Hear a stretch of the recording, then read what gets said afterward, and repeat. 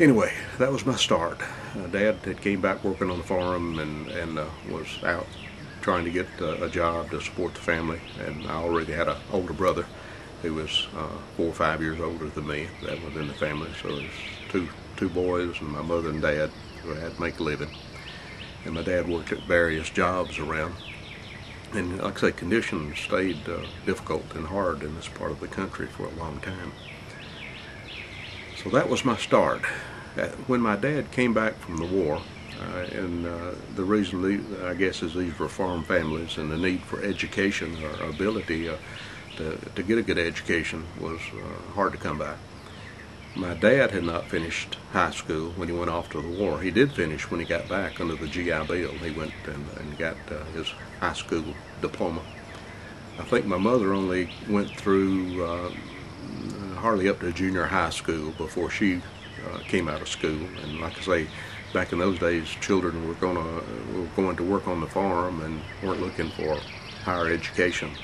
They went to work and worked hard, and not that they were dumb or uneducated people. They were quite educated, self-educated, but they didn't have the credentials from the school system to say that they had completed high school. My mother never completed high school, never did.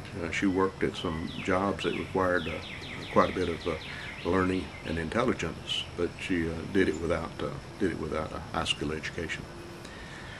So that's how we started.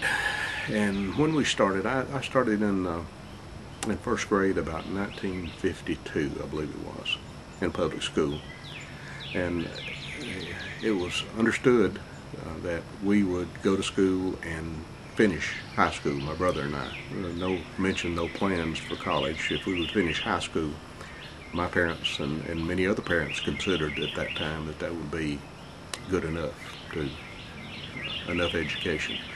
And many people worked in trades, many people still worked on the farm, so at that time it was considered, get your high school education, that's good enough.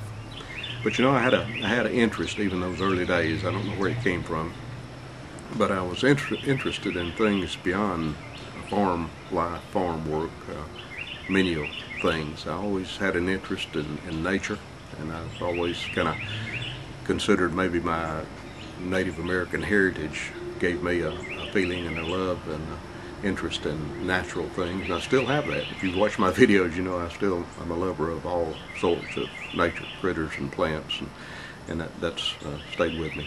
So at an early age, I got out and learned a lot just from watching critters and insects and nature.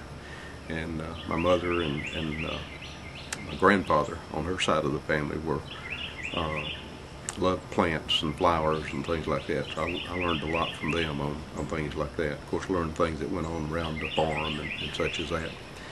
But I also had an interest in scientific things, and I don't know where that came from. I had an interest in radio, and I had an interest in history and in the world.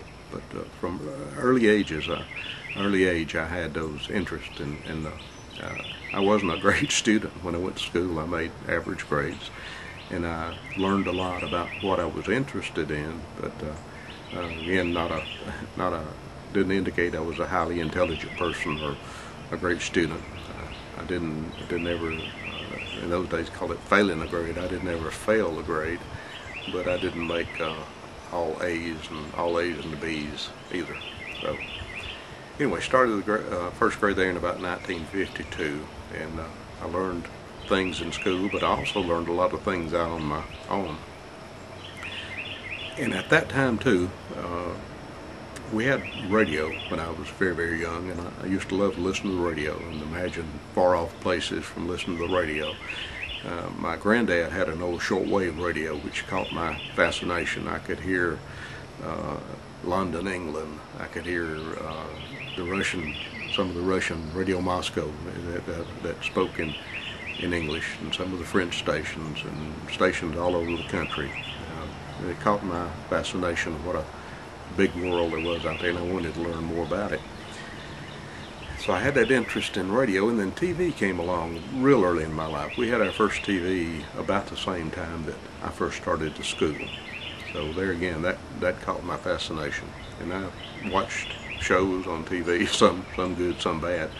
But I think I learned a lot from TV. I got to see how people outside of northeastern Alabama lived, and what some foreign cultures did, and I learned from that. I had a big interest in, there were some old adventure shows back in the days before Indiana Jones, and maybe I can remember some of the names, but I love to watch shows about the jungle and safaris. There was a series called Jungle Gym. I don't remember much about it other than every episode, they were B-grade type movies, but every episode was filmed in the jungle setting. And I loved the animal sounds and the pictures of the alligators and the elephants and the rhinoceroses and all that. Ramar of the Jungle was another one. You may, some of you who go back a long way may remember some of these. Of course, Tarzan.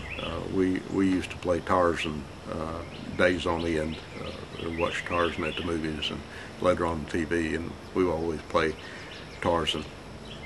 Of course, at the end, there in the early 50s, Korean War, World War II had just over, Korean War had started.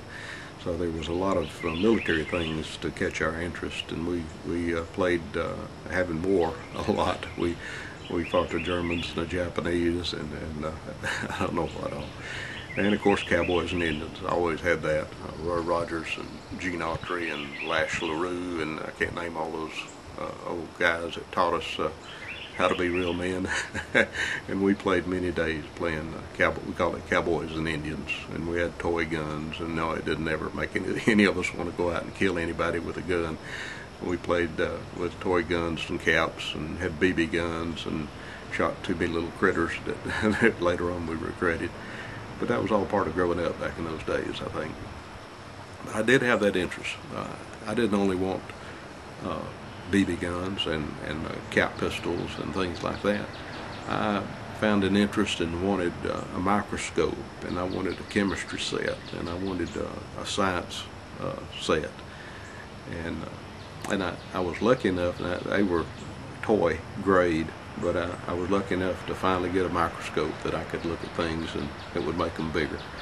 I had a chemistry set that I could mix things up and learn a little bit about that. I always wanted a good telescope so I could look up at the heavens. I had interest in looking at the stars and the planets and all that, and never had a good telescope, but I did have that interest there for sure. But what I'm saying is, part of what made me, I guess, the person I am today, and what led me down some of the paths in my life, was some of those early interests. Now, I had influences from teachers, not so much from my parents. Like I said, they thought at the time if you got a high school education, you'd probably come out and work in industry or work on the farm. And they had not a lot of interest in science, things like that. But I had some teachers that encouraged me, said that you ought to learn this. And I was always pretty good at English and poetry, and writing poetry and writing prose and English and literature. I had real good luck with that. Had some teachers that encouraged me along those lines, and that added also I had an easy use to the English language. I hate to say, in some of the foreign viewers, I have a friend in Belgium, and those folks over there speak 3 or 4 languages, but I never learned even the second language. I did good to learn English, learn Southern English.